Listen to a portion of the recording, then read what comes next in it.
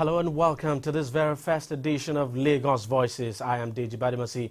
Now, this is a program that highlights some public issues in Lagos State by giving citizens of the state a voice to air their views on such issues, and the government or relevant organization or agency, if you like, the opportunity to explain its position on such issues. The program is a collaborative effort involving Lagos Television, Continental Broadcasting Service, Eco FM, TV 360, and the Wole Soyinka Center for Investigative Journalism.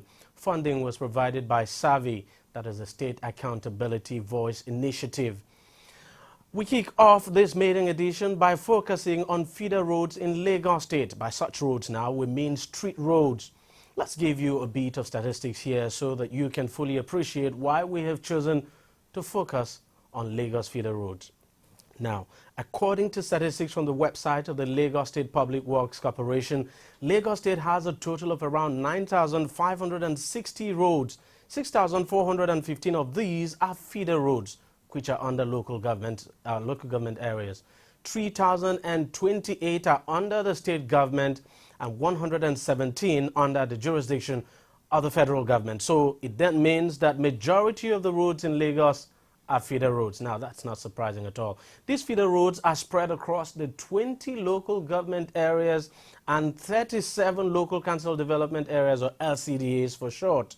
As you know, Lagos is now one of the mega cities of the world, and in line with that status, things are changing in the city of over 15 million people and counting. Major roads have been reconstructed, the environment is being cleaned up and redesigned, but there are places where the impact of this development is hardly being felt. There are the inner streets of Lagos where majority of the residents live, and that is where you will find the feeder roads. In fact, in some of these places, some of the residents say it seems their communities have been forgotten.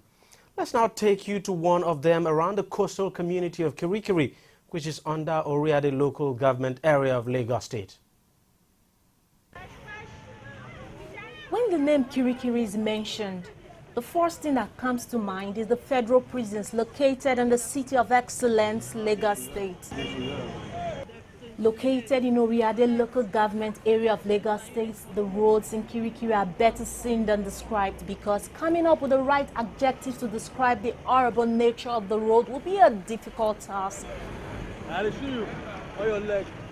With the presence of the federal, state, and local government-owned agencies, including major import and export companies, one would expect the roads to be in good shape, but the reverse is the case. Residents here say the last time any serious work was carried out on the roads in Kirikiri and its environs was some 14 years ago. Many of our tenants are even packing out from this area.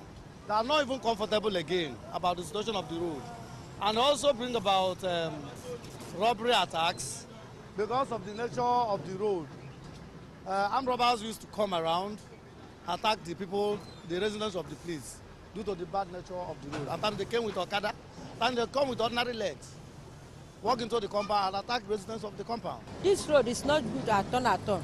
And I did this around, and they sell food. When you want to go to Mosa, call Okada, Mosa 200, 100 naira. Sometimes they go say they no fit go. From Mosa to come here, Okada no go come. We where they work sell, no road, no everything. No make them help us. Make them help us do road. All my customers from Mosa before, where they go come, they no fit train leg come. But that full road, Okada no we go. Motor no fit go. What you go do now? Dillion Street, located in the heart of Kirikiri's most popular street in the community. The street is popular not because of its name, but because it's the major link road connecting Kirikiri to Mazamaza and Badagry Expressway. When it rains, Dillion Street is the last place you want to be. The road simply becomes almost impassable.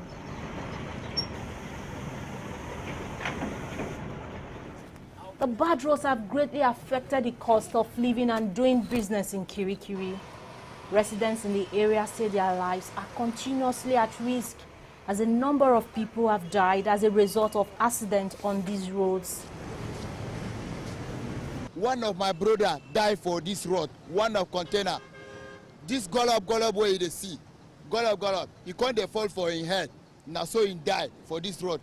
Every day he they block, he they break our engine. We they jab somebody car, he go carry us go station. That one no good. The road, as you can see, the road is giving us a tough time. Several times we cannot see where we put our leg. Dry season it will be worse. Rainy season is not something to talk about. But we thank God that today, as you people have come here, I think and I hope that something must be happen. Several times the container that carry load used to fall here. What of maybe sometimes somebody will have a very bad day, the thing will fall on top of that person and kill somebody. Every time, the container will be falling. It's very bad with the bad road, but if the road is okay, if container is moving, it will not just fall like that. But because the road is too bad, it's under probability it might fall or it might fall. This road is affecting us so much. For somebody like me that I'm having 3 kids, whenever I want to take my children to school, I find it very difficult.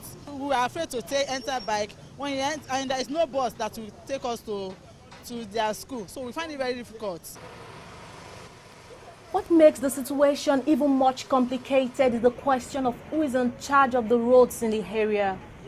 Some residents argue that the responsibility for fixing the roads lies with the federal government and not the state or local government.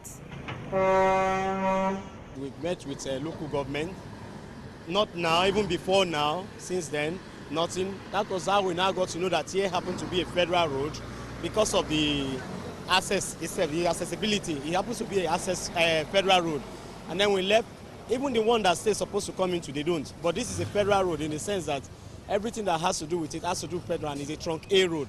And we'll be making efforts, write up, calling, meeting the media houses, and one way or the other, we'll be having negative response. I'm a clearing agent, and I'm going to do my work there now. And we are having difficulties, you understand? And government is generating revenue here. We pay them duty. We pay terminal charges, we pay shipping charges. A lot of business is going on here.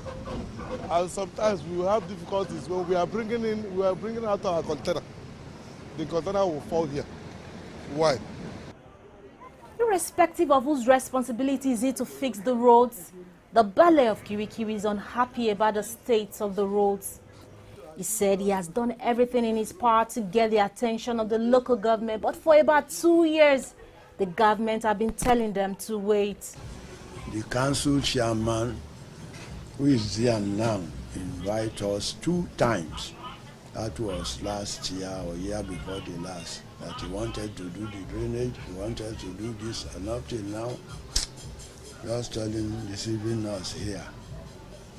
I went to the council, we met him, we go there to meet him 3 times. He doesn't even attend to us.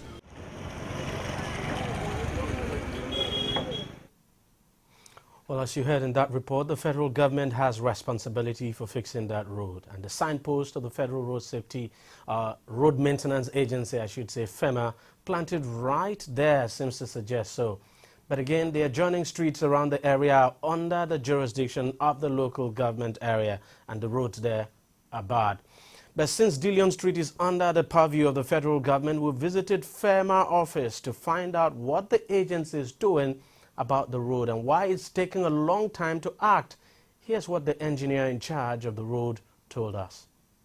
Dillion Road, as it's called, is the access road, is a lighter container terminal access road, and is an access road that leads to Kirikiri prison, to Nimasa.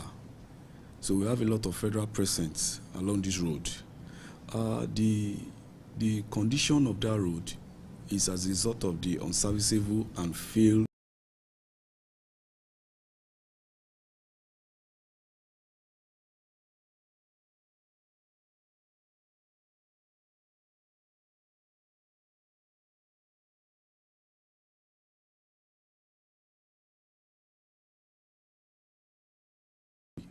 total repair, the complete repair of the failed sections of the Dillion Road to Headquarters. So presently, The line drainages are in good shape, and we are waiting response from headquarters for the repairs of the failed sections of the Dillion Road. And I can assure you, the road will be awarded to competent contractors. So value for the Nigerian money. So with the line drains that you've constructed now, when the road is fully constructed, you wouldn't have a situation where water will be lodging in the middle of that road? Before we went ahead to construct the line, we carried out road condition survey to know the storm water, the adequacy of the line drains that will be able to carry out the flood. And we carried out our design, and I can assure you, with what we have on ground now,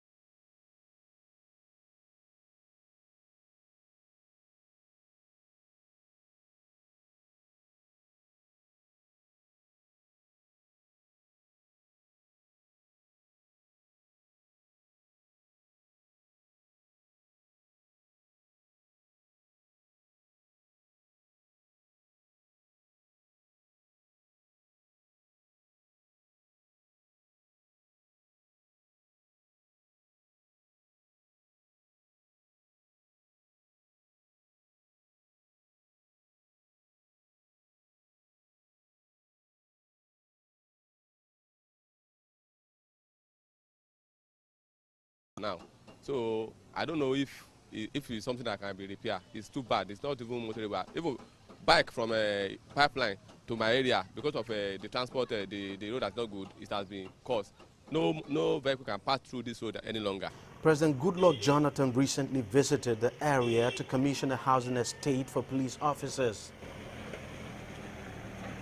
The residents say they have made series of complaints to the local council chairman, but nothing positive has resulted from that. When President came, they brought some sand, the stones, you saw them, they do it overnight.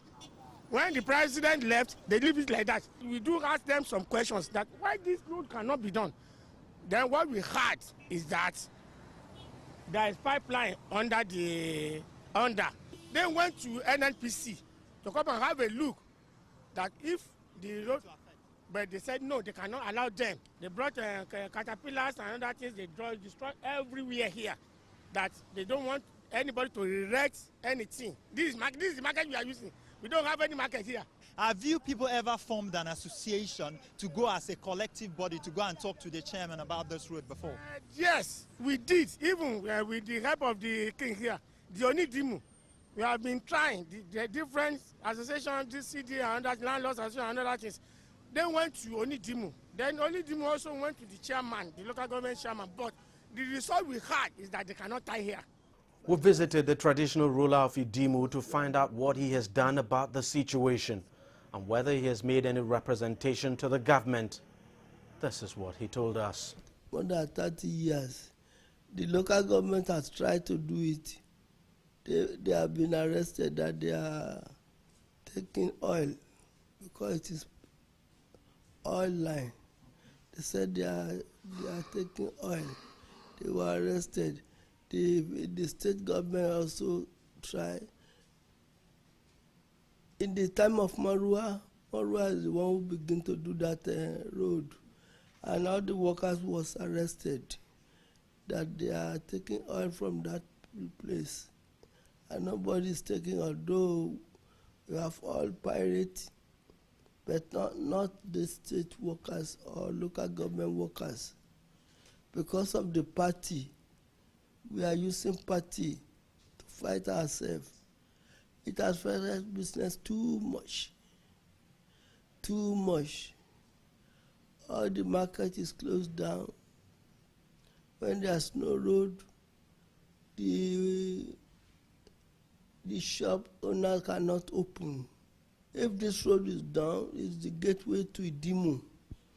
Because people coming from Isolo, from Mushin, we enter from that place. Even people coming from Lagos, they will use shortcuts to enter Idimu. If there's any go slow, they can use the road. If the road passing to Ejigbo, local government, to Oshodi-Solo local government, to Mushin local government, they pass to many local governments. From this place. Okay, what's your humble appeal to the government? I'm appealing every day to the government to come and help us to do it. Even our CDA, they have been to Abuja on it. They said they can't ask us to do it because we are not the same party with the federal government. If they come to do it, they will say that it's our party in Lagos State is the one doing it. Well, pipeline road there for you, but we are not done with Egbe-Idimu Local Council Development Area. Truth be told, it's one local government area with a high number of bad roads, in spite of the fact that the area has a huge population. It's also one of the areas with the highest number of votes during election. Now, let us show you another road in practically the same condition as Pipeline Road in that area. It is called Ejigbo Road. Take a look. Welcome to Ejigbo Road. It's perhaps the busiest road in Egbe-Idimu Local Development Council area, and also one of the longest. But it's also one of the worst. If motorists had a choice, they would surely avoid this road. Even commercial motorcyclists, popularly known as Okada, do not find it funny riding on this road.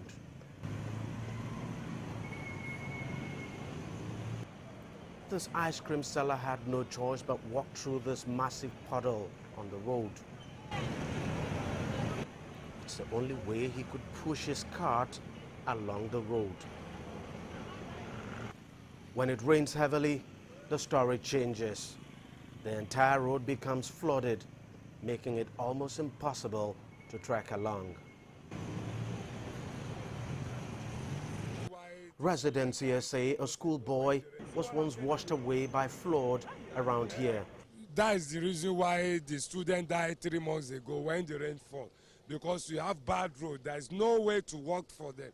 And very close to their school, I there been the drainage was in normal, how it's supposed to be. I mean, that guy, the small guy, is a small student. I mean, I love that day. That died. Other people have died before. Before, we have experienced uncountable of it, many of it. This man, who's been living here for over 4 years now, tells us because of the bad state of the road, going to work every day has become a grind. Going to work has been hell to us. We have people walking from people going to work from here to Aja, from here to Lagos Island, from here to Apapa, Tinkan and all that. You know, getting vehicle is something else because no vehicle wants to pass through this road. Even the bike, no bike wants to pass through this road. You have to trek from here down to the bus stop. Even getting to the bus stop, the roads are bad. You cannot even trek properly, even to the bus stop. So you can imagine, most times we go very late to the office. Most people, I believe most people have lost their job through this. I believe that.